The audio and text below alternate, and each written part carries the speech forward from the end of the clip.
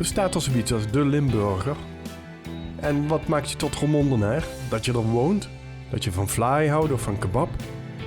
Dat het dialect je moedertaal is? Of mag het ook Duits zijn of een andere taal? Of zijn het juist heel andere dingen die je tot Limburger of Roermondenaar maken? Het antwoord op deze vragen vind je in de EC tijdens de tentoonstelling DNA van Limburg, editie Roermond. De tentoonstelling nodigt de bezoeker uit hun eigen identiteit te onderzoeken.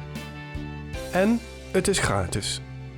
Wat ik heel mooi vind van de tentoonstelling DNA van Limburg editie Roermond is dat het generaties samen kan brengen. Een grootvader kan met zijn kleinzoon of met zijn kleindochter hier naartoe. Een leraar kan zijn kinderen uit de klas hier mee naartoe nemen. Een moeder kan haar dochter van 12 even meenemen. Kunnen ze hier bij Mr. Sammy ook nog even wat gaan drinken. Dus echt een hele mooie beleving voor alle generaties. Kunt u aangeven wat de DNA van Limburg precies inhoudt? Nou, als ik dat kon doen, dan was de tentoonstelling niet nodig, hè? Maar er wordt natuurlijk veel over gesproken over identiteit en het belang daarvan.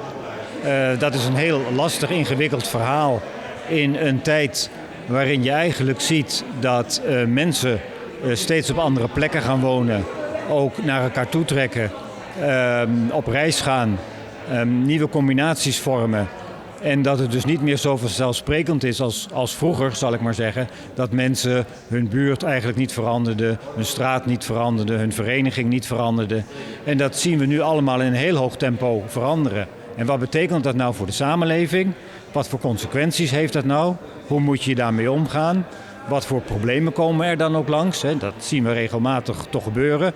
En deze tentoonstelling gaat daar echt niet het definitieve antwoord op geven, maar wil proberen om daar het gesprek wat meer over in beweging te krijgen.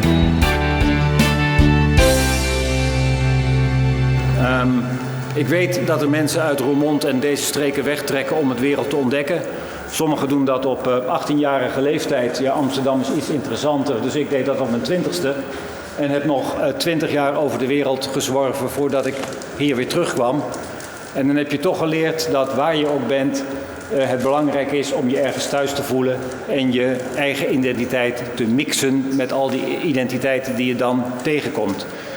Je zou kunnen zeggen, daardoor was het voor mij ook mogelijk om in Roermond ook nog thuis te voelen. Nou, dat doe ik inmiddels ook ruim 20 jaar. Dus ik zou zeggen, ga goed kijken, neem het niet al te serieus. Dat zei ik al, het is maar wat je zelf ook wil met deze expositie. Ik zou me zo kunnen voorstellen dat de keuze welke ingang je gebruikt nou niet eigenlijk de belangrijkste is. Ik veronderstel dat de Limburgers nu gewoon naar de borrel gaan en de Hollanders. Hierbij open ik deze expositie.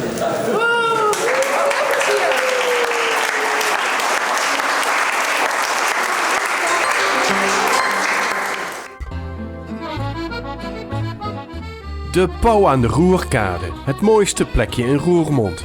Hier worden de heerlijkste lunches vers bereid. En wat een enorme keuze. De perfecte lunch op de perfecte locatie aan het water.